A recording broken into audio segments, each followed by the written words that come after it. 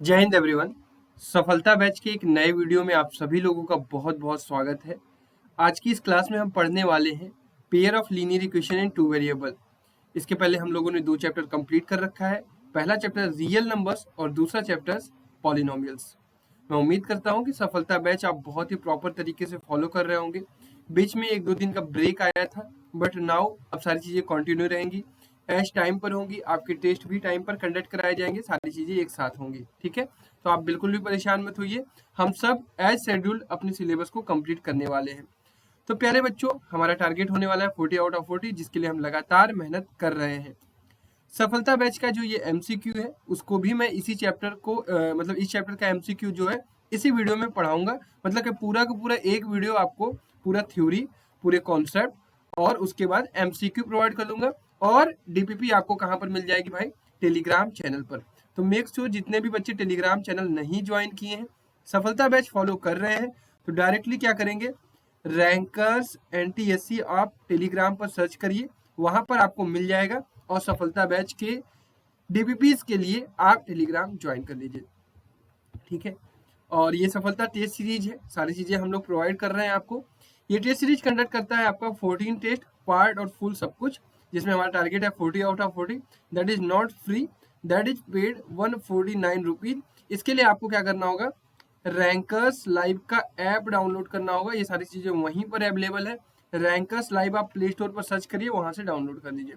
ठीक है, math, science, SST, English, Hindi, plus आपको पर्सनल मेंटरशिप दी जा रही है थ्रू जूम मीटिंग। उसके अलावा हम आपको सैंपल पेपर भी प्रोवाइड करेंगे इन लास्ट पीडीएफ फॉर्म में। ठीक है, तो सारी चीजें हम प्रोवाइड कर रहे हैं यार, बस आपको मेहनत करना है। क्लियर? चलिए, तो प्यारे बच्चों, without commitment you will never start, without consistency you will never finish, and without self discipline success is not possible. इस चीज को ध्यान रखिए और इसके अकॉर्डिंगली अपनी मेहनत करते रहिए।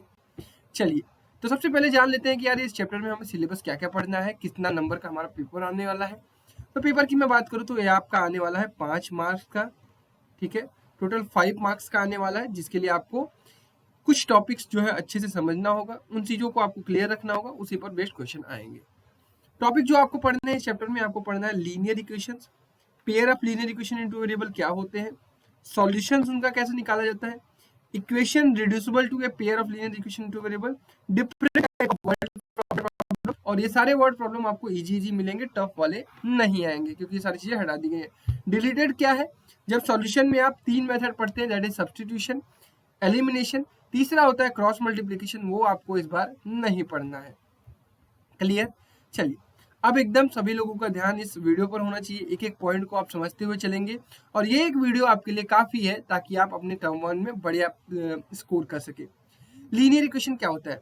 लीनियर का मतलब ही पढ़ के आपको समझ में आता है कि ये लीनियर होगा, मतलब डिग्री इसकी क्या होगी, डिग्री इसकी क्या होगी, 1 होगी। आप समझने आए ना, एक एक बात को समझिएगा। इक्वेशंस का मतलब क्या होगा कि वो दो साइड होगा, उसमें LHS इक्वल टू RHS होगा। मतलब इक्वल टू साइन से हम दो चीजों को कंपेयर कर देंगे तो वो इक्वेशन बन जाएगा, जिसमें हम बहुत सारे मैथमेटिकल या अरिथमेटिकल ऑपरेशंस का यूज करेंगे, प्लस माइनस, वेरिएबल, कांस्टेंट, बहुत सारी चीजों का यूज करेंगे। तो सबसे पहले हम बात करेंगे linear equation in one variable. मैं एलई से सेव करूंगा, मतलब मैं एलई से इसको डिनोट करूंगा, तो इस चीज का ध्यान रखिएगा। सबसे पहले हम क्या पढ़ने वाले हैं, linear equation in one variable. ठीक है, linear equation in one variable क्या होता है? जब आपका लीनियर इक्वेशन, जो लीनियर इक्वेशन होता है, मतलब अगर मैं आपको लिख दूं 4x + 5, ये क्या है? एक लीनियर इक्वेशन है। इक्वल टू हमें क्या दिखाना होगा, मान लीजिए हमने दिखा दिया 0। ठीक है, तो ये अब क्या हुआ, लीनियर इक्वेशन। अभी तक ये क्या था, लीनियर एक्सप्रेशन। ठीक है, या लीनियर पॉलिनोमियल। अब ये इक्वेशन है, इक्वेशन में LHS है, RHS है, x की डिग्री कितनी है, 1, वेरिएबल कितने हैं यहाँ पर, सिर्फ और सिर्फ एक, तो ये कहलाता है linear equation in one variable. इसका अगर आपको जनरल फॉर्म लिखना है तो वो होता है ax + b = 0। ये होता है आपका general form of linear equation in one variable. तो ये चीजें आपको क्लास 9th में पढ़ाई जाती हैं। इस साल आपको क्या पढ़ना है, linear equation in two variables. ठीक है, टू वेरिएबल्स। अब क्या होगा, जहां पर आपको एक ही वेरिएबल दिखाई दे रहा था, इस लीनियर इक्वेशन में आपको दो वेरिएबल दिखाई देंगे। ध्यान ये रखेंगे कि यहाँ पर एक ही वैल्यू 0 नहीं होनी चाहिए, नहीं तो ये कांस्टेंट हो जाएगा। That okay?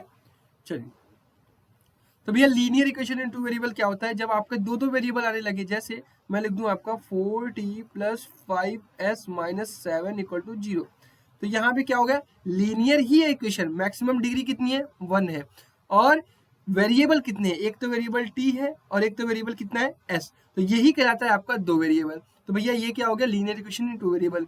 अगर मैं इसका जनरल फॉर्म आपको बताऊं तो ये जनरल फॉर्म इसका क्या होता है, इसका जनरल फॉर्म होता है ax plus by plus c equal to 0 where a is not equal to 0 and b is not equal to 0।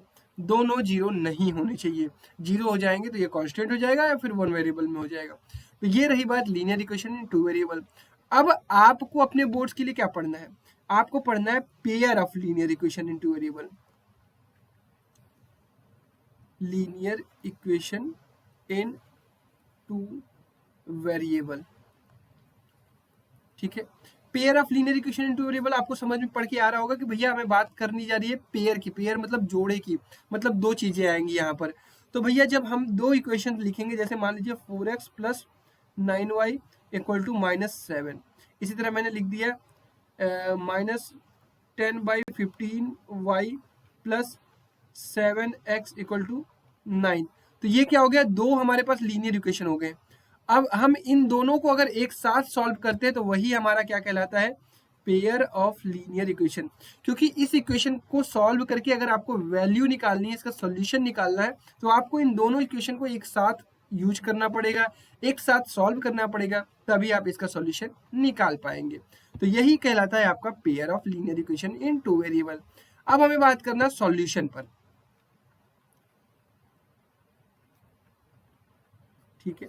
Solution में मैं आपको सबसे पहले बेसिक चीज बताता हूँ, जैसे linear equation in one variable आपने देखा था, इन वन वेरिएबल आपने देखा था, तो जैसे मान लीजिए ये था ax plus B equal to 0, तो यहाँ से लीनियर इक्वेशन की सॉल्यूशन का मतलब ऐसी x की वैल्यू जो इस इक्वेशन को सेटिस्फाई करे। तो आप यहाँ से सॉल्व करके निकाल सकते हैं, x की वैल्यू क्या आ जाएगी, माइनस बी बाई ए, ठीक है। इसी तरह अगर आपको मैं दे दूं linear equation in two variable, मान लीजिए मैंने दे दिया आपको ax plus B Y plus C equal to 0, तो आपको क्या रखना होगा, अगर आपको इसका सॉल्यूशन फाइंड करना, सिर्फ एक इक्वेशन दी गए, तो x की कोई एक ऐसी वैल्यू, y की कोई एक ऐसी वैल्यू पुट करिए जो इस इक्वेशन को सेटिस्फाई करे, क्या करे, सेटिस्फाई करे। तो भैया वो क्या हो जाएगा, यही x और y क्या होंगे, इस इक्वेशन के सॉल्यूशन होंगे।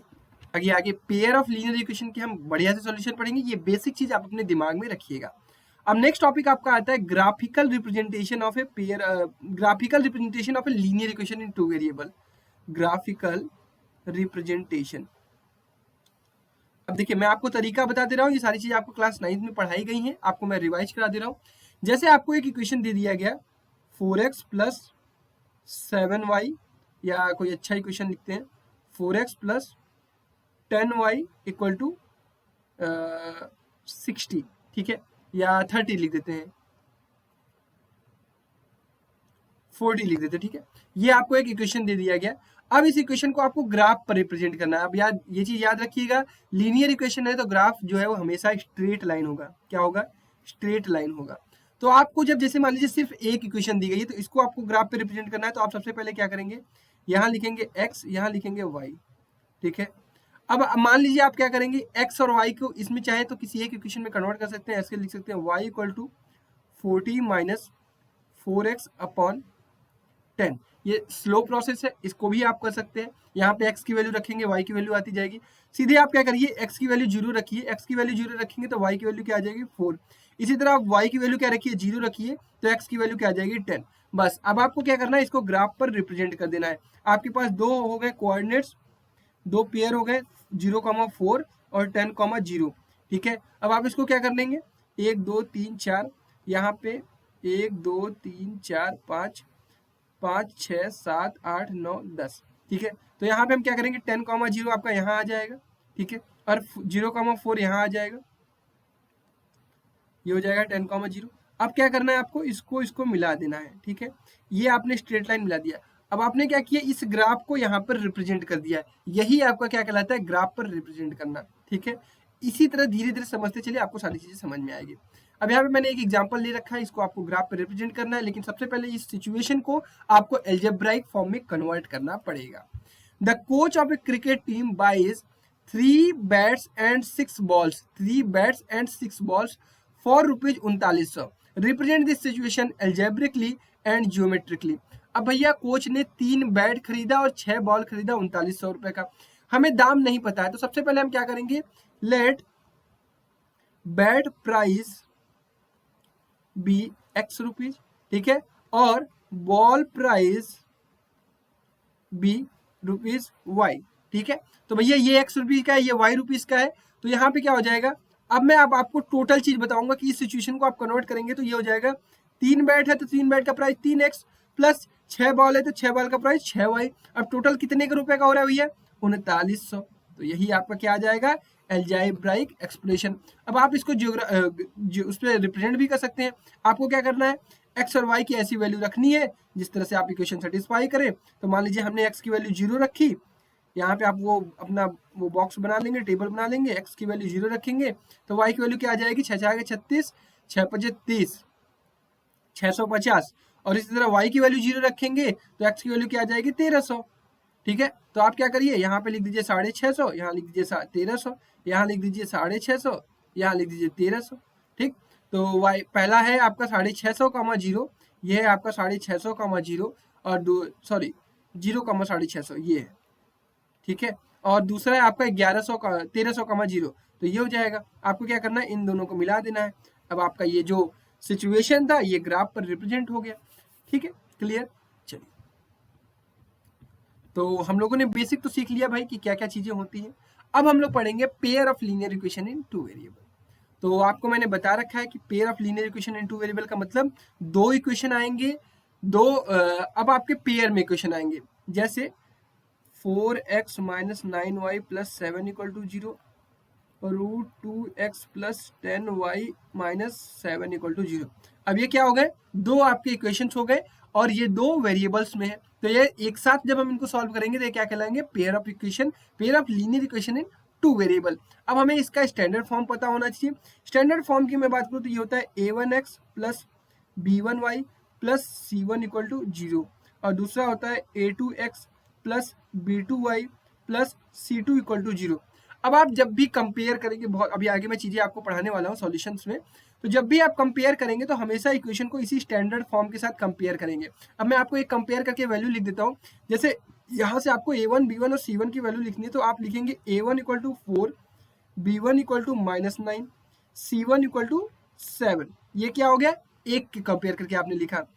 a2 की वैल्यू क्या हो गई, √2, b2 की वैल्यू क्या हो गई 10, c2 की वैल्यू क्या हो गई -7, ठीक है।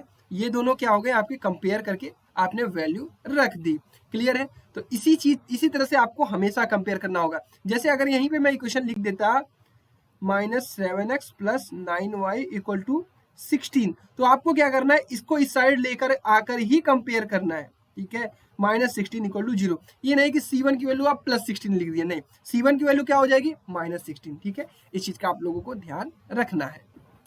चलिए, तो और हाँ, ये चीज याद रखिएगा कि यहाँ पे भी वही कंडीशन रहेगी, a1 and b1 is not equal to 0 and a2 and b2 is not equal to 0, और जितने भी आपको कोफिशिएंट दिख रहे हैं या कांस्टेंट दिख रहे हैं सभी के सभी क्या होंगे, रियल नंबर्स, ठीक है। रियल नंबर, रेशनल इरेशनल सभी के सभी हो सकते हैं। चलिए, और अब इसके बाद हमें पढ़ना है solvability of pair of linear equation. कब ये सॉल्व हो सकते हैं, solvability pair of linear equation in 2 variable. एक एक टॉपिक्स रिवाइज करते चलिएगा दोस्त, सारी चीजें आपको समझ में आ जाएंगी। अब यार ये बताओ, आपको 2 इक्वेशन दिए गए हैं, सॉल्व करने पर या तो उसका सॉल्यूशन आएगा या फिर नहीं आएगा, यही 2 कंडीशन होगी। तो ये जब आप सॉल्व करते हैं तो आपके पास 2 कंडीशन आती है। पहली कंडीशन कि भैया ये कंसिस्टेंट होगा, मतलब इसमें सॉल्यूशन आपके निकलेंगे। दूसरा होता है इनकंसिस्टेंट, ठीक है। एक बार में समझ लीजिएगा, बच्चे हमेशा कंफ्यूज रहते हैं, एक जमाना था कि मैं भी कंफ्यूज होता था, बट मैं आपको याद दिला देता हूँ। कंसिस्टेंट कौन होता है, जो हमेशा काम कर रहा है, जो अच्छा कर रहा है, मतलब जिसकी वैल्यू निकलेगी वो क्या कहलाएगी, कंसिस्टेंट, और जिसकी वैल्यू नहीं निकलेगी वो क्या कहलाएगी, वो कहलाएगी इनकंसिस्टेंट, क्लियर है। अच्छा, कंसिस्टेंट में भी 2 कंडीशन होती है। जब आप पेयर ऑफ लीनियर इक्वेशन को सॉल्व करते हैं तो आपकी दो कंडीशन आती है। पहली कंडीशन वन सॉल्यूशन, मतलब सिर्फ एक ही सॉल्यूशन आए, या फिर उसे कहते हैं यूनिक सॉल्यूशन, या फिर उसमें क्या हो सकते हैं इनफाइनाइट मेनी सॉल्यूशन। ठीक है, दो कंडीशन बनती है कंसिस्टेंसी में कि भैया या तो उसमें वन सॉल्यूशन होगा या तो उसमें इनफाइनाइट मेनी सॉल्यूशन होगा, और इसमें क्या हो जाएगा नो सॉल्यूशन। ठीक है, इनकंसिस्टेंट है तो भैया तो इनमें सॉल्यूशन आएगा ही नहीं। क्लियर है, ये तीन बातें हमेशा याद रखेंगे। लेकिन क्या हम एल्जेब्राइक एक्सप्रेशंस को देख के, एल्जेब्राइक इक्वेशंस को देख के ये बता सकते हैं कि उसमें वन सॉल्यूशन होगा, इनफाइनाइट सॉल्यूशन होगा या फिर नो सॉल्यूशन होगा? बिल्कुल बता सकते हैं। इसकी कंडीशन होती है, जब आपको इक्वेशंस दो दिए रहेंगे पेयर ऑफ लीनियर इक्वेशन, तो वहां से आप क्या निकालेंगे a1 की वैल्यू, b1 की वैल्यू और c1 की वैल्यू, फिर a2 की वैल्यू, b2 की वैल्यू और c2 की वैल्यू। ये तीनों वैल्यूज क्या करेंगे आप निकालेंगे यहाँ से। तो यहाँ से आपको कैलकुलेट करना पड़ेगा a1 अपॉन a2 की वैल्यू, b1 अपॉन v2 की वैल्यू, c1 और c2 की वैल्यू। ध्यान ये रखेंगे, जो चीजें मैं बता रहा हूँ उसको समझते चलिएगा। पहला आप क्या करेंगे क्वेश्चन में a1 b1 c1 की वैल्यू निकालेंगे, फिर a2 b2 c2 की वैल्यू निकालेंगे, उसके बाद a1 upon a2, b1 upon b2 और c1 अपॉन c2 की वैल्यू निकालेंगे। फिर इसके बाद यहाँ पे क्या करेंगे, यूनिक सॉल्यूशन तभी मिलेगा आपको जब a1 upon a2 is not equal to b1 upon b2 होगा। ध्यान क्या रखेंगे, कब होगा यूनिक सॉल्यूशन, जब a1 अपॉन a2 की value is not equal to b1 upon b2 है। तुरंत आप समझ जाएंगे कि इसमें एक सॉल्यूशन ही आपको मिलेगा। इनफाइनाइट मेनी सॉल्यूशन आपको कब मिलेगा, ये मिलेगा a1 upon a2 equal to b1 upon b2 is equal to c1 upon c2। मतलब अगर तीनों इस तरह से मिलता है a1 upon a2, b1 upon b2 is equal to c1 upon c2, तो उस कंडीशन में आपको कितने मिलेंगे इनफाइनाइट मेनी सॉल्यूशन। ठीक है, अब आपको नो सॉल्यूशन किस कंडीशन में मिलेगा, a1 upon a2 equal to b1 upon b2 is not equal to c1 upon c2 की कंडीशन में आपको नो सॉल्यूशन मिलेगा। तो सबसे पहले आप क्या करेंगे, जब a1 upon a2 b1 upon b2 निकालेंगे, अगर आपको पहले ही नहीं मिल गया तो आप समझ जाएंगे यूनिक सॉल्यूशन है। अगर पहले हाँ मिला, उसके बाद c1 अपॉन c2 आपको चेक करना पड़ेगा। यहाँ आपको c1 अपॉन c2 चेक करने की जरूरत नहीं है। तो ये कंडीशन होने वाली है, इसको याद रखेंगे। इसको ग्राफिकली कैसे रिप्रेजेंट करते हैं इसको हम आगे समझेंगे अभी। ठीक है, चलिए। On comparing the ratio of a1 upon a2, b1 upon b2 and c1 upon c2, find out whether the pair of equations this are consistent or inconsistent। तो भैया ये है हमारे पास इक्वेशन। तो आपको मैंने बताया कि सबसे पहले क्या करेंगे, a1 निकालेंगे, b1 निकालेंगे, फिर c1 निकालेंगे, फिर बगल में a2, फिर b2, फिर c2 निकालेंगे। ठीक है, तो a1 की वैल्यू क्या हो जाएगी, a1 की वैल्यू हो जाएगी 3/2, b1 की वैल्यू क्या हो जाएगी 5/3। और ध्यान ये रखेंगे कि हमेशा जनरल फॉर्म अपने दिमाग में रखिएगा, a1x plus b1y plus c1 equal to 0। इसी तरह a2x plus b2y plus c2 equal to 0। तो यहाँ से क्या निकलेगा भैया, ये आ जाएगा इस साइड, तो ये हो जाएगा -7। इसी तरह a2 की वैल्यू क्या हो जाएगी 9, b2 की वैल्यू हो जाएगी -10 और c2 की वैल्यू हो जाएगी -14। यहाँ से हम क्या निकालेंगे, a1 अपॉन a2, इसकी वैल्यू क्या हो जाएगी 3/2 अपॉन 9। तो ये हो जाएगा 3 से कट गया ये 3, तो ये हो जाएगा 1/6। क्लियर है, इसमें बहुत सारे बच्चे गलती कर देते हैं। b1 upon b2 equal to क्या हो जाएगा 5/3 अपॉन -10, तो 5 2 जा 10, ये हो गया -1/6। बस यहीं पर आपको पता चल गया है कि a1 upon a2 is not equal to b1 upon b2। तो ये क्या हो जाएगा कंसिस्टेंट। अगर आपको सॉल्यूशन मिल रहा है तो वो क्या होगा कंसिस्टेंट। अगर यहीं पे आपको क्या दिखता है a1 upon a2 is equal to b1 upon b2 है, तब आप c1 अपॉन c2 को भी चेक करते। अगर वो बराबर आ जाता तो भी कंसिस्टेंट होता, क्योंकि इनफाइनाइट मेनी सॉल्यूशन मिलता है। अगर नहीं आता बराबर तो वो कौन सी कंडीशन होती, नो सॉल्यूशन की, तब हम वहां पे उसे क्या कहते हैं इनकंसिस्टेंट। क्लियर है, चलिए अब हमारा है topic next, solution of pair of linear equations in two variable. अब हम जो हमारे पास पेयर ऑफ लीनियर इक्वेशन आएगा इसका सॉल्यूशंस कैसे निकालेंगे। सॉल्यूशंस मतलब दो हमारे पास पेयर ऑफ लीनियर इक्वेशन है, मतलब दो ही पेयर है तो दो ही होंगी। दो लीनियर इक्वेशंस है तो वो पेयर में होंगी। उनमें एक्स और वाई की कौन सी वैल्यू रखें कि वो हमारा क्या आ जाए सेटिस्फाई कर जाए। तो सॉल्यूशन है तो इट मीन्स कंसिस्टेंट रहेगा, तभी आप सॉल्यूशन निकाल पाएंगे। ठीक है। तो सबसे पहले तो आपको पता होना चाहिए कि जो हमारा दो दो इक्वेशंस है वो कंसिस्टेंट होना चाहिए। इसके सॉल्यूशंस निकालने के दो मेथड होते हैं, या तो आप ग्राफिकली उसको सॉल्व कर लीजिए या फिर एल्जेब्राइकली सॉल्व कर लीजिए। एल्जेब्राइकली सॉल्व करना चाहते हैं तो उसके तीन मेथड है। पहला सब्सटीट्यूशन मेथड, दूसरा एलिमिनेशन मेथड और तीसरा क्रॉस मल्टीप्लिकेशन। लेकिन ये आपको इस टर्म 1 के लिए नहीं पढ़ना है, बट अगर कॉम्पिटेटिव एग्जाम की तैयारी कर रहे हैं तो इसको मैंने पढ़ा रखा है कहाँ पर, मैथमेटिक्स के एनटीएससी वाले लेक्चर में। क्लियर है?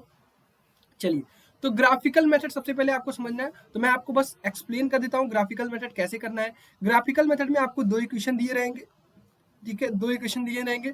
दोनों इक्वेशन का, जैसे मैंने आपको एक इक्वेशन का बॉक्स बताया था, बॉक्स बना लीजिएगा एक्स और वाई की वैल्यू। फिर यहाँ पे भी आप एक्स और वाई की वैल्यू इस दूसरे इक्वेशन के लिए बना लीजिएगा। यहाँ से आप क्या करिएगा, दोनों पेयर उठा लीजिएगा, इसके दो और इसके दो, ठीक है। और इसके बाद क्या करिएगा, आप ग्राफ बनाइएगा। ग्राफ पे मान लीजिए एक लीनियर इक्वेशन ये लाइन बन गई, दूसरी लीनियर इक्वेशन मान लीजिए ये लाइन बन गई। अब ये जहां पर मीट किए, यही क्या हुआ, सॉल्यूशन ऑफ दैट इक्वेशन। अब ग्राफिकल तरीके से जब आप रिप्रेजेंट करते हैं तो आपको तीन चीजें दिखाई देती हैं। सबसे पहले मैं आपको उस चीज को समझा देता हूँ। एक सेकेंड, थोड़ा सा इरेज करने दीजिए। जैसे मैंने वहां पे अलजेब्राइकली आपको बताया ना कि तीन कंडीशन, जैसे unique solution, infinite many solution and no solution. तो तीन कंडीशन ग्राफिकली आपको कैसे दिखाई देगी, जब आप ग्राफ पे ड्रा करेंगे। यूनिक सॉल्यूशन में आपको क्या दिखेगा कि दो लाइन एक दूसरे को इंटरसेक्ट कर रही हैं। क्या कर रही हैं, इंटरसेक्ट कर रही हैं। तो अगर इंटरसेक्ट कर रही है तो वो क्या होगा, यूनिक सॉल्यूशन। यूनिक मतलब वन सॉल्यूशन। और वो सॉल्यूशन कहाँ पे होगा, जहां पे ये एक दूसरे को इंटरसेक्ट करेंगी। यहाँ की एक्स और वाई की वैल्यू क्या होगी, उस इक्वेशंस की सॉल्यूशंस होंगे, ठीक है। अब अगर यहीं पे अगर एक ग्राफ एक दूसरे के ऊपर क्या हो जाते, लाई करते, मतलब ये मान लीजिए L1 है, इसी के ऊपर दूसरा भी आ जाता है, अरे भाई, ठीक है, इसी के ऊपर ये दूसरा आ जाता है L2, तो L1 और L2 आ जाता है ना दोस्त, ठीक है। तो अब यही दोनों इक्वेशंस क्या हो जाते हैं हमारे, अब ये दोनों वैल्यू बताते हैं इनफाइनाइट मेनी सॉल्यूशन। क्यों, क्योंकि भैया ये ग्राफ पर एक दूसरे को कितने पॉइंट पर टच कर रहे हैं, पता नहीं कितने पॉइंट पर, मतलब इनफाइनाइट मेनी पर। तो ये क्या हो गया हमारा, इनफाइनाइट मेनी सॉल्यूशन, ठीक है। और ये भी कंसिस्टेंस का ही कंडीशन है। अब तीसरा कंडीशन आपका आता है जब एक दूसरे को ग्राफ कहीं पर टच ही ना करे, कहीं पर कट ही ना करे। ऐसी कंडीशन तब आएगी जब दोनों की दोनों लाइन क्या हो, पैरेलल हो। क्या हो, पैरेलल हो, ठीक। तो इस चीज का ध्यान रखेंगे कि ग्राफिकली जब आप रिप्रेजेंट करेंगे तो इस तरह से चीजें, कंडीशंस बनेंगी। इन तीनों तरीके से आप ग्राफ का सॉल्यूशन फाइंड कर सकते हैं। चलिए, अब जल्दी से एक एनसीईआरटी का क्वेश्चन कर लेते हैं, फिर इसको हम ग्राफ पर रिप्रेजेंट करके उसका सॉल्यूशन निकाल लेते हैं, चीजें आपको समझ में आ जाएंगी। तो सवाल है आपका, form the pair of linear equations in the given problem and find its solution graphically. 5 pencil and 7 pens together cost ₹50, whereas 7 pencil and 5 pen together cost ₹46. Find the cost of 1 pencil and that of 1 pen. तो आपको चीजें तुरंत समझ में आ गई होंगी कि हमें क्या करना है। पेंसिल को कॉस्ट को मान लेना है कि ये x रुपीज का है, और पेन के कॉस्ट को मान लेना है y रुपीज का। तो 5 पेंसिल और 7 पेन का क्या हो जाएगा, 5x plus 7y equal to 50। इसी तरह सेकेंड कंडीशन में क्या हो जाएगा, 7x plus 5y equal to 46, ठीक है। तो आपको क्या करना होगा, यहाँ से दो बॉक्सेस बनाने पड़ेंगे अपने रफ शीट पर। ये हो जाएगा आपका x, ये हो जाएगा y। x की वैल्यू 0 रखेंगे तो y की वैल्यू क्या आ जाएगी, 7 पॉइंट समथिंग, 7.1 समथिंग। इसी तरह y की वैल्यू 0 रखेंगे तो x की वैल्यू क्या आ जाएगी, 10, ठीक है। अब फिर इसके लिए भी वही काम करना पड़ेगा, आपको बॉक्स बनाना पड़ेगा। x और y की वैल्यू, x की वैल्यू अगर आप 0 रखते हैं तो y की वैल्यू क्या आ जाएगी, 5 9 45, 5 दूना 10। इसी तरह y की वैल्यू अगर आप 0 रखते हैं तो x की वैल्यू क्या आ जाएगी, 7 6 42, 7 5 35, 7 5 35। अब आपको क्या करना है, यहाँ से आपको a पॉइंट मिल गया 0,7.1 और b पॉइंट मिल गया आपको 10,0। यहाँ से आपको क्या मिला, c पॉइंट मिल गया आपको 0,9.2 और d पॉइंट क्या मिलेगा 6.55,0। अब एक ग्राफ पेपर लेना है। ग्राफ पेपर पर आपको पता होना चाहिए y एक्सिस, ये x एक्सिस, यहाँ पे 0, ये 1 2 3 4 5 6, 1 2 3 4 5 6, ठीक है। तो ये है पहला 0,7.1, तो 0.7.1 यहाँ कुछ आएगा। इसी तरह 10,0 10,0 कहीं यहाँ आगे आएगा। फिर आप क्या करेंगे, इस लाइन को इस पॉइंट से मिला देंगे। फिर इसी तरह ये सी पॉइंट क्या है 0,9.2, तो ये कहीं यहाँ ऊपर आएगा। इसी तरह डी पॉइंट क्या है 6.55, तो ये कहीं यहाँ पर आएगा। तो आपको क्या करना है, इसको ऐसे मिला देना है।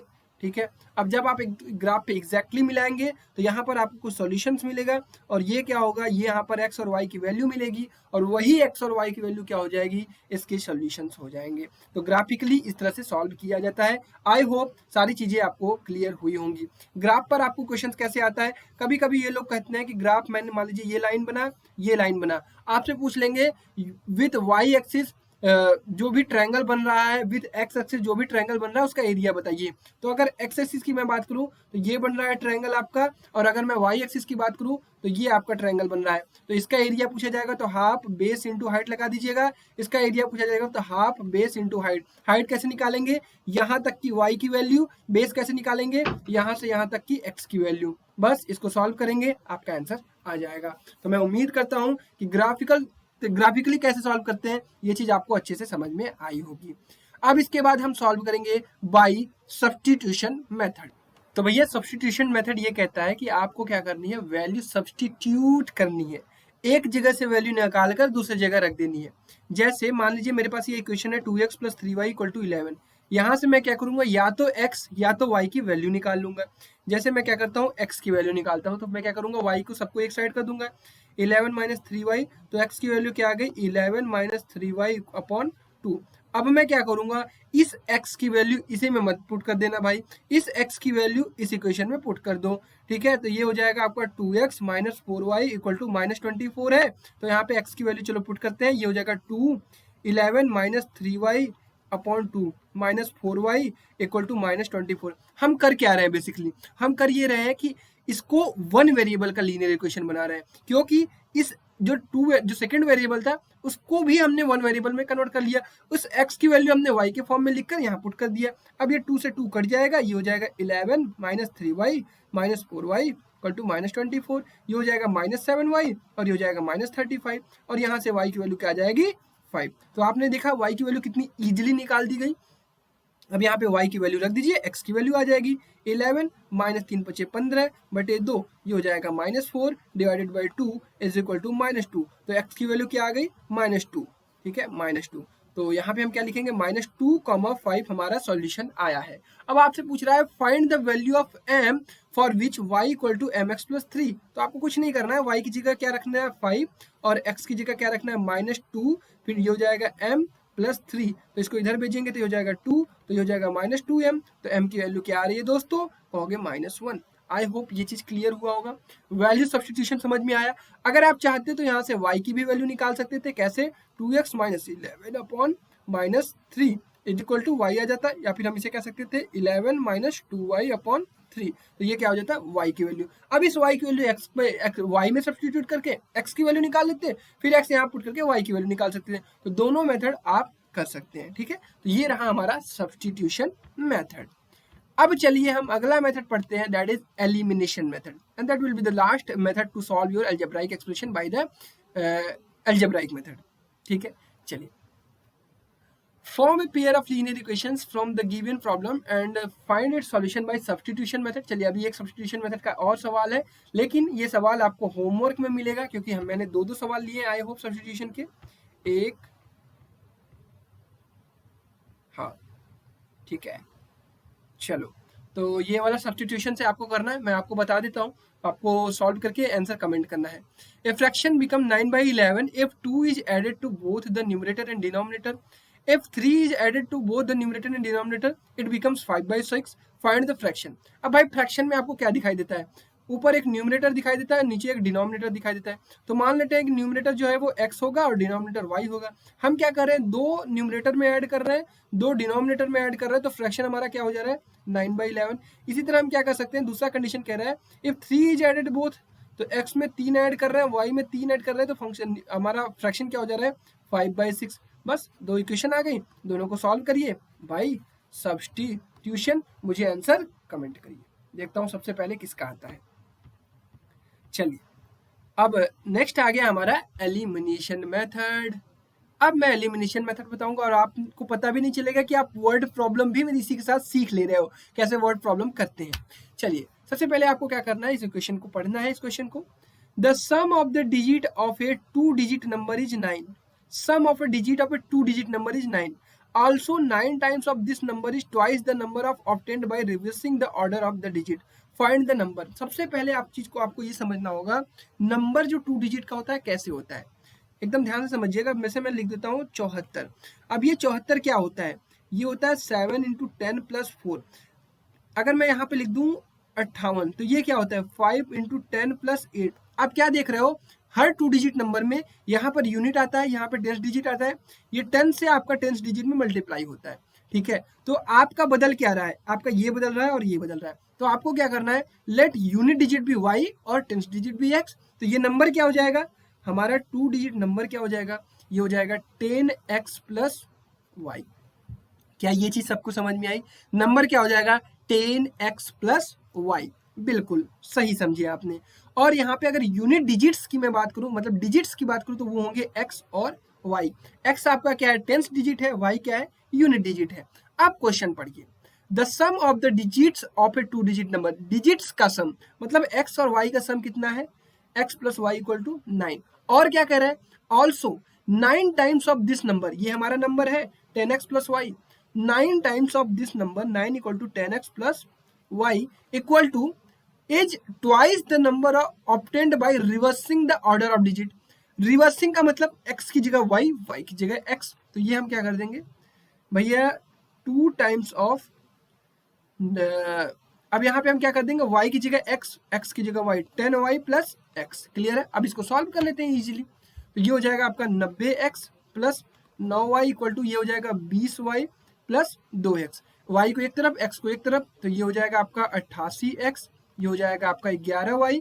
यहाँ से हम सॉल्व करेंगे तो ये हो जाएगा 11 × 11, 11 × 88। तो y की वैल्यू क्या आ गई 8x। क्लियर है।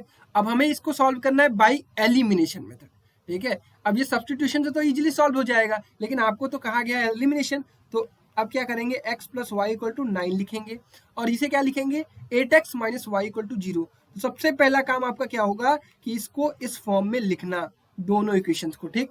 उसके बाद क्या करना है, आपको या तो x या तो y का कोफिशिएंट सेम करना पड़ेगा। क्या सेम करना पड़ेगा, कोफिशिएंट।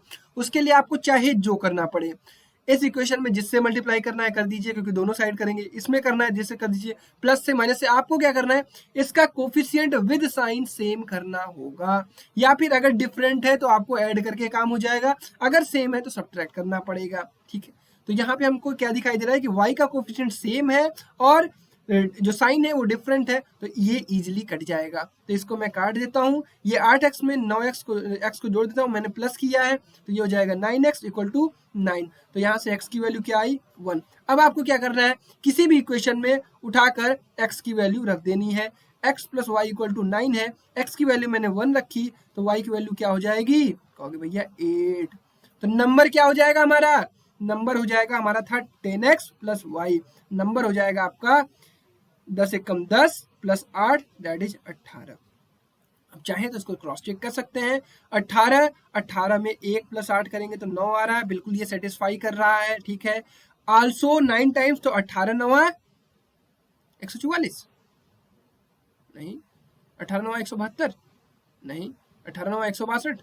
हाँ चलो 162 = क्या हो जाएगा, इसका रिवर्स 81 दूना 162, ठीक है। तो डन, क्लियर, सवाल समझ में आया, बहुत बढ़िया। चलो अब आपका नेक्स्ट टॉपिक आता है equation reducible to linear equation in 2 variable. ये क्या है, अब इसको समझते हैं। तो भैया कभी कभी होता क्या है कि हमें लीनियर इक्वेशन में चीजें दिखाई नहीं देती हैं, बट हमें कन्वर्ट तो करना पड़ेगा। अब अगर मैं इसको देख के आपसे कहूँ कि ये लीनियर इक्वेशन है क्या, तो आप कहोगे नहीं भैया। आप इसको मैं देख के कहूँ कि ये लीनियर इक्वेशन है क्या, तुम कहोगे नहीं भैया।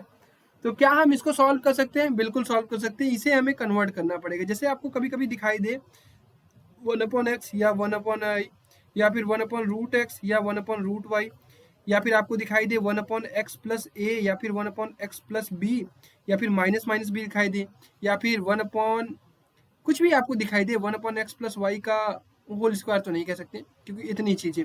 तो अगर आपको कभी कभी इस तरह की चीजें दिखाई दे, या ये भी एक कंडीशन है 1/x + y दिखाई दे, 1/x - y दिखाई दे, तो ऐसी कंडीशन में आपको कैसे सॉल्व करना पड़ता है? ऐसी कंडीशन में आपको इक्वेशन को रिड्यूस करना पड़ता है लीनियर इक्वेशन में। कैसे? देखिए, जैसे मान लीजिए ये क्वेश्चन है आपको क्या करना है, यहाँ से आपको दिखाई दे रहा है 1/√x 1/√y, यहाँ पे भी 1/√x 1/√y यहाँ पे। तो आपको क्या करना है, यहाँ पे लिख लीजिएगा 1/√x इक्वल टू मान लीजिएगा v, ठीक है। इसी तरह आप मान लीजिएगा 1/√y इक्वल टू क्या ले लीजिए u, ठीक है। u काफी बड़ा हो गया, ये हो जाएगा आपका u, ठीक है। तो आपको क्या करना है, यहाँ से अब इसको कन्वर्ट कर देना है। अब यहाँ पे हम लिख लेंगे 2v + 3u इक्वल टू 2। दूसरा इक्वेशन क्या हो जाएगा 4v - 9u इक्वल टू -1। अब आप इसको सॉल्व कर सकते हैं। अब ये लीनियर इक्वेशन है, तो यहाँ पे सॉल्व करने के लिए आप कोई भी मेथड अपना सकते हैं, by algebraic method, graphical method, algebraic में सब्स्टिट्यूशन, एलिमिनेशन दोनों। तो मैं क्या करूंगा, इसको अब एलिमिनेशन समझा देता हूँ आपको। 4b - 9u equal to -1। अब आपका काम क्या है कि कोई एक वेरिएबल उठाना है, उसके कोफिशिएंट को बराबर करना है। सपोज मैं क्या कर लेता हूँ कि v का कोफिशिएंट बराबर करता हूँ, तो यहाँ 4 है, तो यहाँ मैं अगर 2 से मल्टीप्लाई कर दूं पूरे इक्वेशन में, तो ये कन्वर्ट हो जाएगा किसमें, 4v + 2 × 6u इक्वल टू 2 दूना 4। तो अब मैं क्या करूंगा, इन दोनों इक्वेशन को सॉल्व कर लूंगा, इसको और इसको। तो ये हो जाएगा आपका। अब मैं क्या करूंगा, सब्सट्रैक्ट करूंगा, क्योंकि कोफिशिएंट का साइन सेम है, तो सब्सट्रैक्ट करने पर सभी के सभी साइन चेंज हो जाएंगे। तो ये क्या हो जाएगा, कट जाएगा, यहाँ से हो जाएगा 9 × 6 = 15u, ठीक है। ये हो जाएगा आपका -5। तो यहाँ से u की वैल्यू क्या आ गई 1/3, ठीक है। u की वैल्यू क्या आ गई 1/3। अब आपको क्या करना है, इसी u की वैल्यू किसी भी क्वेश्चन में पुट कर दीजिए, आपको v की वैल्यू आ जाएगी। सपोज आपने इसमें ही कर दिया 4v - 9 × 1/3 इक्वल टू -1। 3 × 3 = 9, 3 उधर गया तो ये हो गया प्लस में, 4v equal to minus plus हो गया, ये हो गया आपका +2, v इक्वल टू क्या आ गया 1/2। तो क्या क्वेश्चन सॉल्व हो गया? नहीं। अभी आपको क्या करना है, v की जगह इसको रखना है 1/√x इक्वल टू क्या आया है 1/2। तो x की वैल्यू क्या हो जाएगी आपके √x इक्वल टू 2, तो x इक्वल टू 4, ठीक है। तो x इक्वल टू क्या आया 4। इसी तरह 1/√y की वैल्यू क्या आ रही है, u की वैल्यू है आपकी 1/3, ठीक है। तो √y इक्वल टू क्या हो गया 3। तो y इक्वल टू कितना हो जाएगा, कहोगे भैया 9। क्लियर, स्क्वायर करेंगे तो आपकी x और y की वैल्यू क्या आई है 4,9। कभी भी जल्दीबाजी में ये नहीं कि u की वैल्यू ही x और y में टिक करके चले आए, आपको ये चीजें ऐसी ही दी रहेंगी। अब आपका सेकंड क्वेश्चन भी इसको सॉल्व कर लिया जाए, ये थोड़ा डिफरेंट टाइप का है। तो यहाँ पे भी अपने को वही करना है, 1/x + y को अब क्या कर लेंगे हम, 1/x + y को हम मान लेते हैं u, और 1/x - y जो है इसको मान लेते हैं v, ठीक है। u और v, यहाँ पे हम लोगों ने v और u माना था ना, तो क्या हमने गलत तो नहीं ना किया था? हाँ सही किया था, u पहले आता तो u पहले मान सकते हैं, चलिए कोई बात नहीं। इसी तरह 1/x - y को हमने क्या मान लिया v। अब ये इक्वेशन कैसे कन्वर्ट हो जाएगा, 10u + 2v इक्वल टू 4। ये हो जाएगा आपका पहला equation 10u + 2v equal to 4। और दूसरा इक्वेशन क्या हो जाएगा 15u - 5v equal to -2। 15u - 5v equal to minus, ये है ना, 15u - 5v इक्वल टू -2। बस अब इसको सॉल्व कर लेना है। अब आपको क्या करना है, आपको कोफिशिएंट बराबर नहीं दिख रहा है तो इसको बराबर करिए। इस इक्वेशन में 3 का मल्टीप्लाई करिए, इस इक्वेशन में 2 का मल्टीप्लाई करिए, तो यहाँ पे 30 हो जाएगा, यहाँ पे भी 30 हो जाएगा, हमारा काम हो जाएगा। ये हो जाएगा 30u + 6v इक्वल टू 12। ये हो जाएगा आपका 30u - 10v इक्वल टू -4। अब यहाँ पे माइनस, ये प्लस, क्योंकि कोफिशिएंट सेम है और साइन भी सेम है तो सब्ट्रैक्ट करेंगे, ये कट जाएगा, ये हो जाएगा 16v इक्वल टू 16। तो v की वैल्यू क्या आ गई 1। अब v की वैल्यू कहीं भी पुट कर दीजिए, इसमें पुट करना है, इसमें कर दीजिए, इसमें करना है, इसमें कर दीजिए। सपोज मैंने इसमें कर दिया, तो v की वैल्यू मैंने 2 पुट कर दिया, 2 उधर गया तो 2 हो गया। तो 10u इक्वल टू क्या आ गया आपका, 10u इक्वल टू आ गया आपका 2। तो u इक्वल टू क्या आ गया 1/5। अब यहाँ पे आपको क्या करना है, इसमें पुट कर देना है। तो 1/x + y equal to u की वैल्यू क्या आई 1/5, मतलब x + y इक्वल टू क्या आया 5। इसी तरह 1/x - y की वैल्यू क्या आई 1/1। तो x - y की वैल्यू क्या आ गई, यहाँ पे लिख लेंगे x - y इक्वल टू 1। अब इसको फिर से सॉल्व करेंगे, ये हो जाएगा 2x इक्वल टू 6, तो x इक्वल टू 3, और x की वैल्यू 3 रख देंगे तो y की वैल्यू क्या आ जाएगी 2। तो भैया इस तरह के सवाल आपके एग्जाम में आ सकते हैं, जो थोड़े टाइम टेकिंग भी है, आपको थोड़ा लंबा खींचना पड़ेगा, हर चीज को समझना पड़ेगा, लेकिन अगर आपको मेथड पता है तो आपको कोई रोक नहीं सकता। ठीक है, तो मैं उम्मीद करता हूँ ये भी सवाल आपको अच्छे से समझ में आया होगा। अब ये आखिरी टॉपिक है, अब पढ़ चुके हैं, हर चीज पढ़ चुके हैं। अब आपके एग्जाम में वर्ड प्रॉब्लम बहुत सारे आते हैं, जैसे एज बेस्ड प्रॉब्लम, तो आपको एज को मान लेना है एक्स या वाई। फ्रैक्शन बेस्ड हमने बता ही दिया, फ्रैक्शन को आपको एक्स अपॉन वाई मान लेना है। टाइम एंड वर्क का आएगा तो टाइम एंड वर्क को भी उसी तरह से कर सकते हैं। डिस्टेंस, स्पीड एंड टाइम का आएगा तो आपको ध्यान रखना है कि speed equal to distance upon time करना है। ज्योमेट्री मेंसुरेशन आपको फार्मूला पता होना चाहिए। नंबर एंड डिजिट बता ही दिया, 10x प्लस वाई मान लेना है। और अगर कभी 3 डिजिट आ जाएगा तो आपको मानना होगा 100, हालांकि 3 वेरिएबल तो आपको पढ़ना ही नहीं है, चलो जाने दो, ठीक है। कॉमर्शियल मैथमेटिक्स बेस्ड प्रॉब्लम मतलब बेसिक लाइफ, रियल लाइफ से आपको कॉमर्शियल मैथमेटिक्स के सवाल आ सकते हैं। तो ये सारे वर्ड प्रॉब्लम आपके एग्जाम में आते हैं। एक वर्ड प्रॉब्लम मैं आपके साथ कर लेता हूं, बाकी आप एनसीईआरटी से और जो मैं आपको एमसीक्यू प्रोवाइड करूंगा, और अभी हम लोग केस बेस्ड क्वेश्चन सॉल्व करेंगे, वहां से चीजें हम लोग कवर करेंगे, ठीक है। चलिए, formulate the following problem as a pair of equations and hence find its solution. Ritu can row downstream 20 kilometre in 2 hour. Ritu जो है वो डाउन स्ट्रीम में 20 किलोमीटर चल सकती है 2 घंटे में, ठीक है। एंड अप स्ट्रीम चल सकती है 4 किलोमीटर इन 2 घंटे में। Find her speed of rowing in still water and speed of the current. अब आपको पहले तो चीज ही पता होना चाहिए कि ये क्या कॉन्सेप्ट है यहाँ पे। तो भैया एक हमारी नदी है, जो हमारी नदी चल रही है आपकी, मान लेते हैं कि इस नदी की स्पीड क्या है, एक्स, ठीक है, एक्स किलोमीटर पर आवर। ये नदी की जो नदी की धारा है, जो इसमें पानी है, वो एक्स किलोमीटर पर आवर से चल रही है। अब मैं मान लेता हूं कि एक नाव है मेरी, ठीक है। ये नाव क्या कर रही है, ये वाई किलोमीटर प्रति आवर इसकी स्पीड है, वाई किलोमीटर पर आवर इसकी स्पीड है। अब आपको 2 कंडीशन पता होनी चाहिए, एक तो होती है डाउन स्ट्रीम, ठीक है, और दूसरी कंडीशन होती है अप स्ट्रीम। डाउन स्ट्रीम क्या होती है, जब हमारी नाव जिस डायरेक्शन में ये नदी बह रही है उसी डायरेक्शन में अगर चलती है तो वो क्या कहलाती है, डाउन स्ट्रीम। और अगर ये अपोजिट चलता है, मतलब नदी हमारी इस साइड में बह रही है और नाव इस साइड में चल रही है, तो हमें मेहनत ज्यादा करना पड़ेगा, तो वो कंडीशन क्या होती है, अप स्ट्रीम।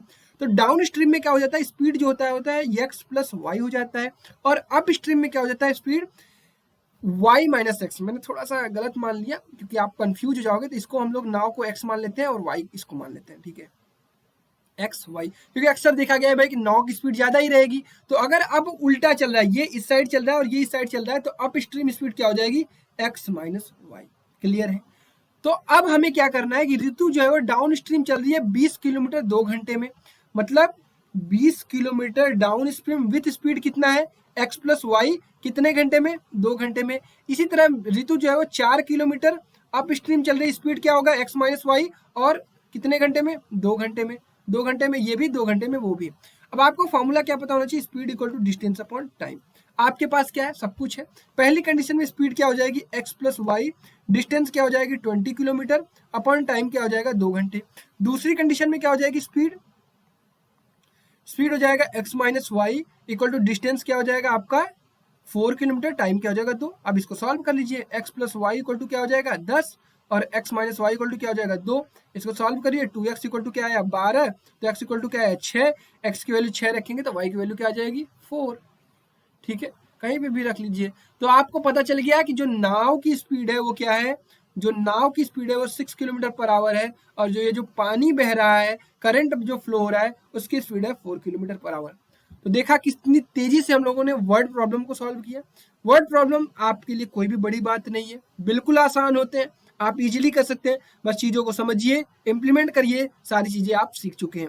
तो सारे टॉपिक्स को हम लोगों ने कवर कर लिया। आई होप पूरा का पूरा चैप्टर आपका रिवाइज हो गया होगा।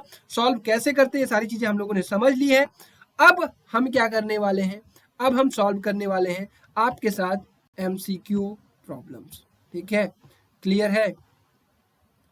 तो ये पहला सवाल आपके स्क्रीन पर है, अब हम लोग इसको सॉल्व करते हैं। तो चलिए भाई, सबसे पहला सवाल आपके स्क्रीन पर है, एक एक करके सॉल्व करते चलिए, समझते चलिए सवाल एमसीक्यू कैसे सॉल्व किया जाता है, इस चीज को सीखते चलिए। The value of k for which the system of the linear equation x plus 2y equal to 3 and 5x plus ky plus 7 equal to 0 is inconsistent। अब आपके दिमाग में सीधी चीजें क्लिक करनी चाहिए कि इनकंसिस्टेंट की कंडीशन होती है a1 upon a2 equal to b1 upon b2 is not equal to c1 upon c2। तो यहाँ से आप क्या करेंगे, x मतलब a1 अपॉन a2 लिखेंगे तो 1 अपॉन 5, ठीक है, और b1 अपॉन b2 लिखेंगे तो 2 अपॉन k। बस अब इसको सॉल्व कर लीजिए, तो k की वैल्यू क्या आ गई 10, आंसर क्या हो गया 10। अब आपको आगे कुछ सोचना ही नहीं है, डन। चलिए the value of K for which the system of equation has no solution. तो नो सॉल्यूशन मतलब वही आपका inconsistent a1/a2 equal to b1/b2 is not equal to c1/c2। तो यहाँ से क्या आया आपका 1/2 इक्वल टू 1/k। तो k की वैल्यू क्या आ गई 2। और एक कंडीशन और भी ध्यान रखेंगे कि नॉट वाला अगर दिया है तो एक बार चेक कर लेते हैं कि नॉट की कंडीशन क्या होगी। नॉट की कंडीशन आपकी हो जाएगी 1/2 is not equal to 1/-4/-3 that is 4/3। तो मतलब k की वैल्यू जो है वो नॉट इक्वल टू 3/4 अगर दिया रहता और 2 ना दिया रहता तो वो भी हम क्लिक कर सकते थे। यहाँ पे क्या सही होगा डी। डन। चलिए the pair of equation y equal to 0 and y equal to -7 has one solution, two solution, infinite many solution, no solution. अब देखो इस चीज को ग्राफिकली भी सॉल्व किया जा सकता है। अगर मैं बात करूं y इक्वल टू 0 की लाइन कौन सी होगी, कहोगे भैया y इक्वल टू 0 की लाइन तो यही वाली होती है, ये होती है y इक्वल टू 0। और y इक्वल टू -7 की लाइन कौन सी होगी, यहाँ कहीं होगी, सॉरी नीचे कहीं होगी, ये होगी y इक्वल टू -7 की लाइन। तो भैया ये दोनों लाइन कभी एक दूसरे को इंटरसेक्ट करेंगे, बिल्कुल नहीं। तो इसका सोल्यूशन क्या होगा, नो सोल्यूशन। क्लियर। चलिए चौथा question, the pair of equation x equal to a and y equal to b graphically represent lines which are parallel intersecting at b, a coincident. अब कोइंसिडेंट आपको नहीं पता तो मैं आपको बता दूं, जब लाइन एक दूसरे के ऊपर चढ़ जाती है कौन सी कंडीशन में, इनफाइनाइट मेनी सोल्यूशन में, तो वो क्या कहलाती है, कोइंसिडेंट। ठीक है, intersecting at a equal to b। तो आपको क्या करना है, ऐसे सवालों को ग्राफिकली सॉल्व कर लिया करिए। ग्राफ पर x equal to a draw करेंगे तो कुछ इस प्रकार से ड्रॉ होगा। ठीक है, ये हो जाएगा आपका x इक्वल टू a और y इक्वल टू b, ये हो जाएगा y इक्वल टू b। अब ये कहीं पर भी मिल रहा होगा तो सबसे पहले x का कोऑर्डिनेट आता है a कॉमा और फिर y का कोऑर्डिनेट b। तो इसका सॉल्यूशन क्या हो जाएगा, intersecting at a comma b। Done. चलिए देखिए कितनी तेजी से सवाल सॉल्व हो रहा है। चलिए, for which value of p will the lines represented by the following pair of linear equations are parallel. Parallel की condition a1/a2 is equal to b1/b2 is not equal to c1/c2। ठीक है, इसको solve करते हैं। ये हो जाएगा 3/6 equal to -1/-2 equal to -5/-3 is not equal to. ठीक है, ध्यान ये रखिएगा, नॉट इक्वल टू। तो ये हो जाएगा 1/2 इक्वल टू 1/2, ये आ रहा है, is not equal to 5/p। तो मतलब p की वैल्यू किसके बराबर नहीं हो सकती है, ये हो सकता है 10। p is not all real value except 10। ठीक है, क्लियर हो गया, समझ में आया। क्योंकि ये 1/2 क्या बताता है, सभी की सभी वैल्यू सेटिस्फाई करेंगी, बस कौन सी वैल्यू नहीं करेगी, p is not equal to 10। Done. चलिए next question number 6, one equation of a pair of linear equation, pair of dependent linear equation. Dependent मतलब कब होता है, जब एक लाइन के ऊपर दूसरी लाइन आ जाती है तो वो क्या कहलाती है, डिपेंडेंट। डिपेंडेंट या फिर कोइंसिडेंट। तो ऐसी कंडीशन कब होती है, जब a1/a2 equal to b1/b2 equal to c1/c2 होता है। तो यहाँ पे आपको दिया गया है -5x + 7y इक्वल टू 2। अब आप इसमें देख रहे हैं 10 10 10 दिख रहा है, तो या तो 2 से मल्टीप्लाई कर दीजिए या फिर -2 से। 2 से करेंगे तो ये हो जाएगा -10x + 14y, और इसको इस साइड लिख लीजिए तो ये -2 इक्वल टू 0 हो जाएगा, तो ये हो जाएगा -4 इक्वल टू 0। तो क्या ऐसा दिख रहा है, -10x + 14y -4, -10x + 14y + 4, तो ये तो नहीं अभी दिख रहा है। 10x - 14y -4, ये भी नहीं दिख रहा है। एक बार हम लोग -2 से मल्टीप्लाई कर लेते हैं तो ये हो जाएगा 10x - 14y और ये हो जाएगा +4 इक्वल टू 0। तो 10x - 14y + 4 equal to 0, that is option number D. ठीक है, तो -2 से भी मल्टीप्लाई करके देख सकते हैं, +2 से भी। तो जो इक्वेशन सवाल सेटिस्फाई करेगा वही क्या होगा, डिपेंडेंट सेकेंड इक्वेशन। डन। चलिए क्वेश्चन नंबर 7, कोई भी क्वेश्चन ना समझ में आए कमेंट कर लीजिएगा, पूछ लीजिएगा। The value of k for which the pair of linear equations and this have infinite many solution. बस आपको कुछ नहीं करना है। a1/a2 is equal to b1/b2 is equal to c1/c2। तो ऐसी कंडीशन में क्या करेंगे, यहाँ पर a1 की वैल्यू k/a2 की वैल्यू 1, b1 की वैल्यू 1, b2 की value k is equal to c1 की वैल्यू k²/1। अब आपको क्या करना है, यहाँ से आप देख पा रहे हैं k² इक्वल टू क्या आ रहा है, 1। तो k की वैल्यू क्या आ जाएगी, +-1। बस सॉल्व। डन। k³ की वैल्यू भी, k³ की वैल्यू क्या आ रही है, +1 आ रही है। तो k³ की अगर वैल्यू +1 आ रही है तो k की वैल्यू केवल और केवल कौन सी पॉसिबल है, k की वैल्यू +1 ही पॉसिबल है। तो यहाँ पे आप अब आप क्लिक कौन सा करेंगे, +1 या -1 या फिर केवल +1।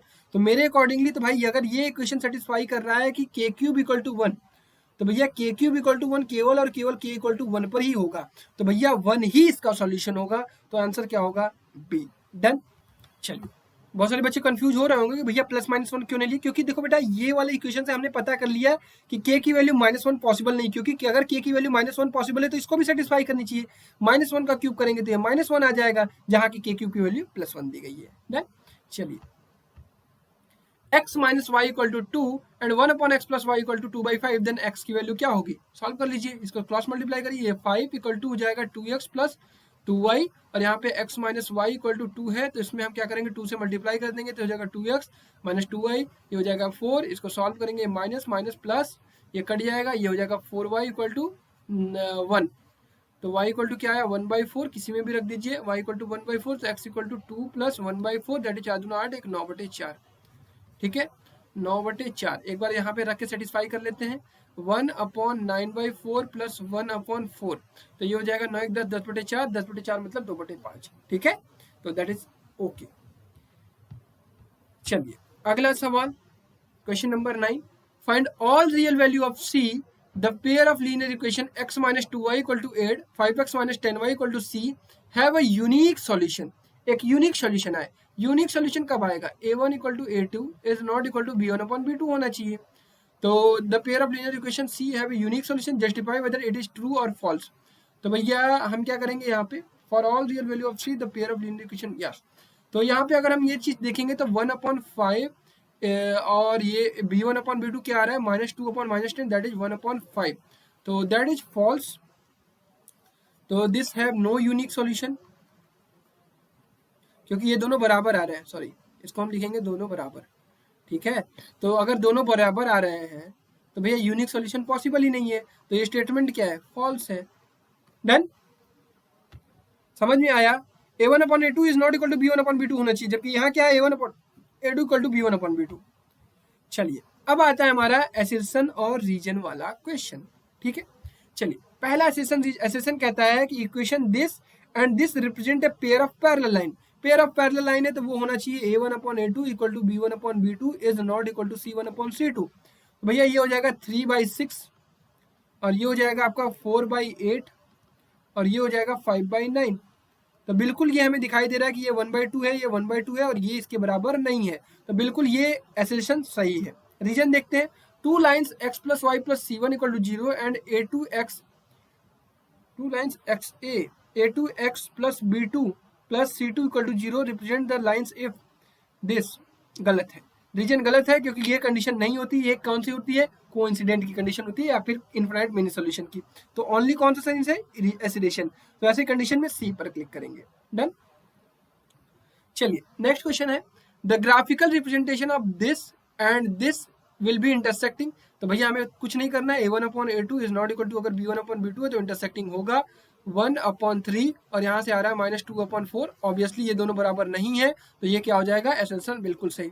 रीजन कह रहा है कि this equation and this equation are intersecting और यूनिक सॉल्यूशन इफ दिस, तो बिल्कुल रीजन भी करेक्ट है, तो रीजन ही करेक्ट एक्सप्लेनेशन है, तो ए वाला ऑप्शन सही होगा। डन। बहुत तेजी से चल रहे हैं बट सही चीजें चल रही है, हमने पढ़ रखी है सारी चीजें। चलो एसेशन कह रहा है कि this equation and this equation then x minus Y equal to 5 and here the values of x and y are calculated by using elimination method।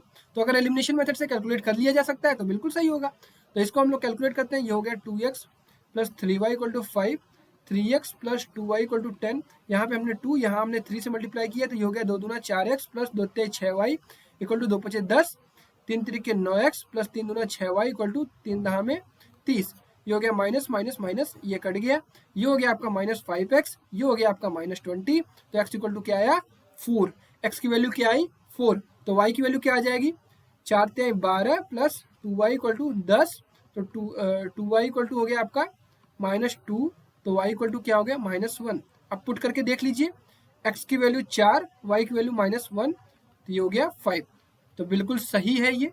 तो हम लोगों ने एलिमिनेशन मेथड का भी यूज कर लिया, इससे वैल्यू को देखा, ये सही है, तो एसेशन भी सही है, रीजन भी सही है, और reason is the correct explanation because elimination method से ये सॉल्व हो जा रहा है।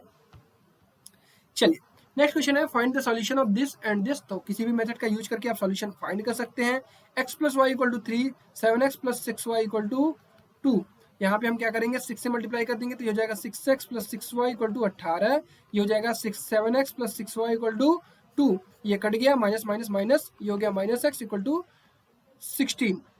ठीक है, तो ये x की वैल्यू क्या आई, -16, किसी भी में रख दीजिए, इसमें रख देंगे तो x की value -16 plus y equal to 3, तो y की वैल्यू क्या आ गई 19। ठीक है, डन। चलिए अब आपका आया है case based question.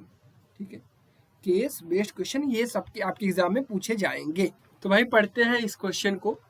Ansuka and her friends went to a carnival on Christmas. The price of one adult ticket was rupees X and that of children ticket was Y. The total cost was a linear equation in two variables. बाकी question कहाँ गया भाई? The pair of linear equation 9x plus 10y equal to 14 is consistent, inconsistent, consistent with one solution, consistent with many solution. तो इसमें एक और equation यहाँ पे कमी है दिख रही है, तो इसको सॉल्व करना पॉसिबल नहीं है। दो इक्वेशन होगी तभी हमें पता चलेगा कि कंसिस्टेंट होगा, इनकंसिस्टेंट होगा, कंसिस्टेंट वन सॉल्यूशन होगा।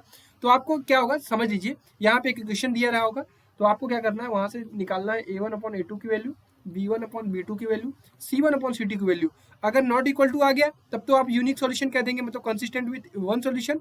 और अगर इक्वल टू आ गया तो आपको चेक करना होगा कि क्या ये इक्वल टू है, इक्वल टू होगा तो consistent with many solution, equal to नहीं होगा तो इनकंसिस्टेंट। ठीक है, चलिए तो ये वाला ऑप्शन तो पॉसिबल ही नहीं क्योंकि ये दोनों ऑप्शन दिए गए हैं। ठीक है, चलिए अब ये यहाँ पे एक टैक्सी वाला प्रॉब्लम है, ये आपके एनसीईआरटी में भी प्रॉब्लम है और इसका केस बेस्ड बनाकर आपको दिया गया है। तो चलिए करते हैं। The taxi charge in a city consist of a fixed charge together with the charge for the distance covered. For a distance of 10 kilometre the charge paid rupees इतना, for a journey of 18 kilometre charge paid इतना। तो ध्यान ही रखिएगा कि हर कोई भी taxi वाला होता है पहले वो फिक्स चार्ज रखता है, तो मतलब आपको x रुपया तो देना ही देना है। उसके बाद पर किलोमीटर का चार्ज रखता है, तो पर किलोमीटर का चार्ज हम क्या ले लेते हैं, y rupees per kilometre, x is fix charge. ठीक है, तो अब हमें क्या कह रहा है कि the fix charge and charge पर किलोमीटर रेस्पेक्टिवली आर। तो आपको x और y की वैल्यू निकालनी है। For a distance of 10 kilometre, तो 10 किलोमीटर के लिए x तो देना ही होगा, फिर 10 y देना होगा, और इतना कैसे कितना पैसा देना हो रहा है, 165। समझ में आया? x आपका फिक्स चार्ज, y आपका पर किलोमीटर चार्ज, 10 किलोमीटर के लिए आपको 10y देना होगा। इसी तरह फॉर जर्नी ऑफ 18 किलोमीटर 277 रुपया, तो x plus 18y equal to 277। बस दो इक्वेशन आ गया, सॉल्व कर लीजिए, माइनस माइनस माइनस, इसको सॉल्व करिए, ये हो गया आपका -8y, यहाँ से आ गया 7 में से 5 गया 2, 7 में से 6 गया 1, 2 में से 1 गया 1, -1, और ये हो गया 8 एकम 8, 8 चौका 32। तो y की वैल्यू क्या आई 14, तो x की वैल्यू क्या आ जाएगी 14 धाम 140, दैट इज 25। ठीक है, कैलकुलेशन इतना तेज आपको करना पड़ेगा ताकि कोई भी दिक्कत ना आए। तो आंसर क्या आ जाएगा, फिक्स चार्ज आपका 25 रुपये आ जाएगा और पर किलोमीटर का चार्ज कितना आ जाएगा 14 रुपये। ठीक है, नेक्स्ट क्वेश्चन है आपका, the taxi fare for a distance of 25 kilometre. अब बच्चे गलती क्या करते हैं, तुरंत क्या करते हैं 25 किलोमीटर, अच्छा y की वैल्यू क्या आई थी 25 रुपये पर 14 रुपये पर किलोमीटर, 25 14 का गुणा कर देते हैं, 14 25 70, 0 में 7, 14 दूना 28, 28 7 35, 350 क्लिक करके चले जाते हैं।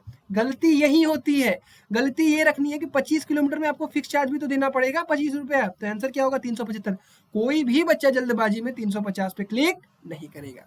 चलिए दूसरा है the pair of linear equation this has, तो ये तो अलग सा सवाल है, आपको कुछ नहीं करना, a1/a2 की वैल्यू निकालनी है, -3/9/2 निकालेंगे, फिर उसके बाद 4/-6 निकालेंगे, यहीं से पहले देख लेते हैं, 2 3 6, ये 3 एकम 3, 3 3 9, ये हो गया ऊपर गया, ये हो गया आपका -2/3 हो गया, और ये हो गया -2/3। तो भैया बराबर आ रहा है, इट मीन यूनिक सॉल्यूशन तो नहीं पॉसिबल है, कांट बी डिटरमाइन भी नहीं पॉसिबल है, यही दोनों में से कोई एक होगा। पहले देख लेते हैं c1/c2 की वैल्यू क्या आ रही है। c1/c2 की वैल्यू आ रही है आपकी -5/15/2, ये हो जाएगा 5×15, 2 ऊपर गया -2/3, तो हमें सब जगह दिखाई दे रहा है -2/3, तो ये कौन सा हो जाएगा इनफाइनाइट सॉल्यूशन। डन, चीजें समझ में आई, a1/a2 equal to b1/b2 equal to c1/c2 था, इसलिए इनफाइनाइट मेनी सॉल्यूशन होगा। Next question, from the graph below the area of the triangle formed by the two lines and the y axis. मैंने कहा था ना कि इस तरह के सवाल आपसे पूछे जाते हैं, तो ये दो लाइन है, दोनों सॉल्व करके आपको दे दिया गया, ये है आपका 4,2, वाई एक्सिस कौन सी है, ये है, तो ट्रायंगल का एरिया इसका निकालना होगा आपको। अब इस ट्रायंगल का एरिया निकालने के लिए ये डिस्टेंस आपको चाहिए और ये डिस्टेंस चाहिए। तो ये डिस्टेंस कितनी है भैया, ये डिस्टेंस है आपकी 4, ये डिस्टेंस कितनी है भैया 5। बस question solve. Half into 5 into 4, 2 दूना 4, 5 दूना 10, आंसर क्या हो जाएगा 10 स्क्वायर यूनिट। डन। चलिए अब एक नेक्स्ट आपके लिए प्रॉब्लम है केस बेस्ड, जल्दी से इसको भी लगाते हैं। The government of India has the sole right to mint coins, मतलब पिघला सकती है कॉइन।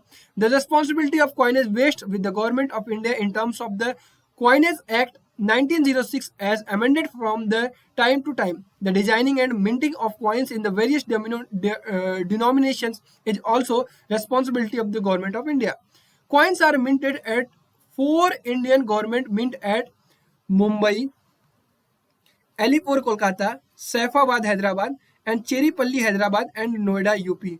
भैया मैं पहले ही बता दे रहा हूँ, इसको लिख लीजिएगा, इसको लिख लीजिएगा, बहुत इंपॉर्टेंट है, एग्जाम में आता है, एसएसटी में या एनटीएससी में पूछ लिया जाएगा।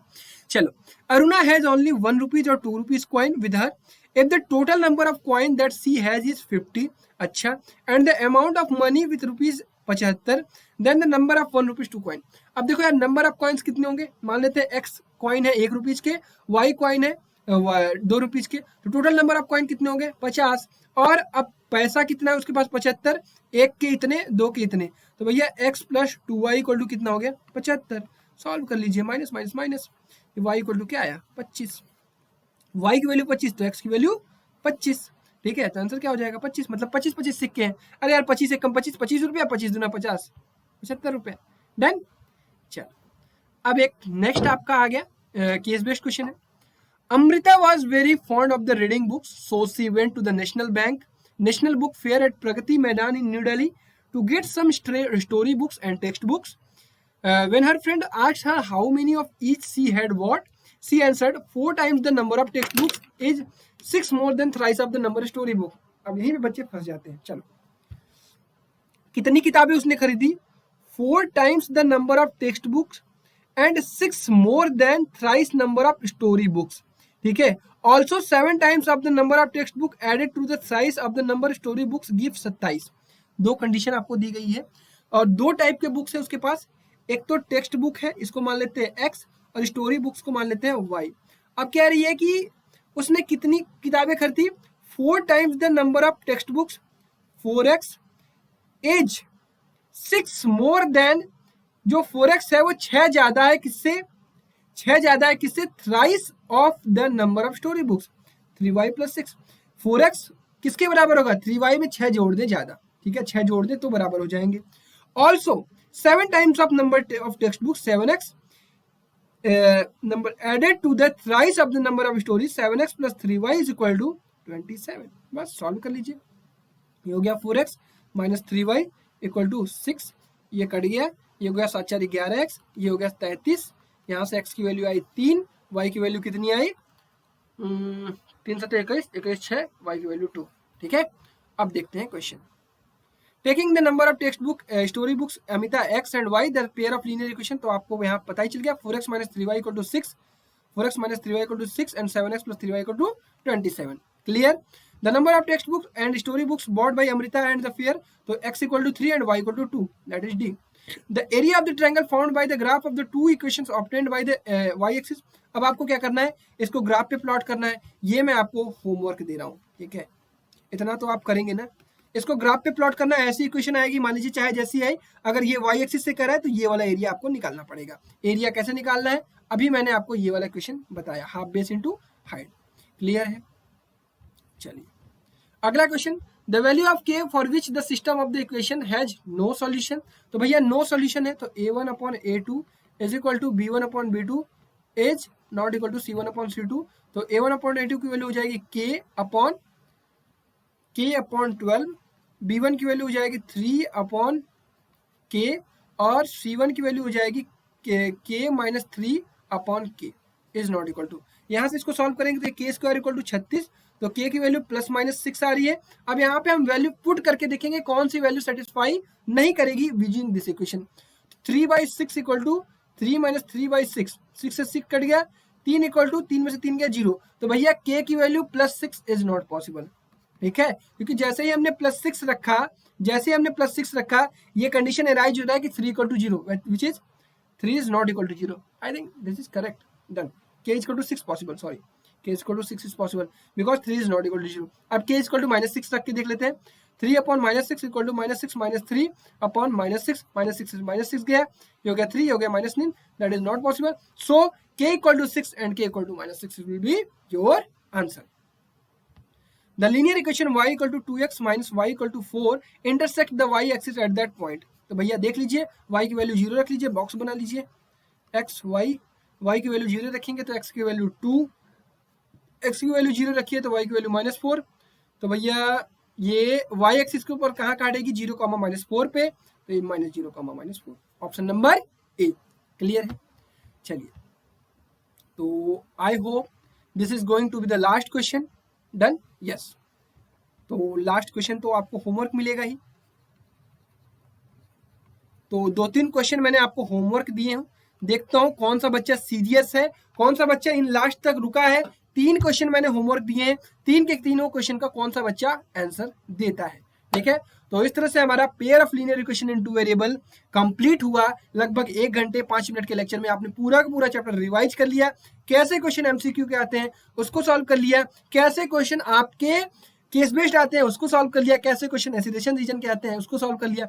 सारी चीजें हमने कवर कर ली. अब आपको उस इंपॉर्टेंट किताब से डीपीपी आपको मिल जाएगी कहाँ, टेलीग्राम पर.